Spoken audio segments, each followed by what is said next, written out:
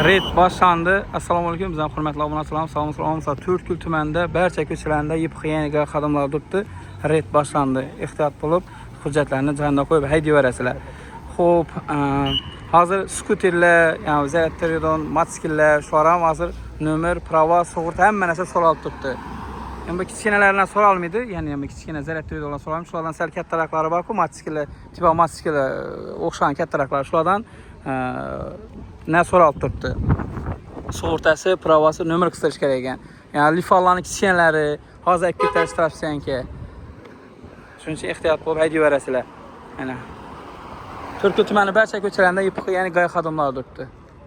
Svetoforlarga bayqab o'tasizlar, kameralar ishlab turibdi. Hamma kameralar Turkiy tumani bo'ylab red tadbirlar olib borilmoqda. Taksida yurasizlar, 14-12 taksi xizmati Turkiy taksi ishlab turibdi. Bemalol telefon etib taksimizdan foydalanib yurasizlar, xudo xolasa. Bu hozir Turkiy ko'chasidan YPXYN xodimlar turibdi. Svetoforda hokimiyatning oldida svetoforda ham turibdi.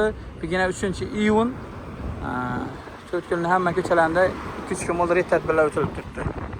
Ehtiyot bo'lib, yo'llarda ogoh bo'lib haydayverasizlar. Sog' bo'lsa, olmasa, videolarimizni like bosib, barcha yaqinlaringizga sho'palarga tashlab qo'yasizlar.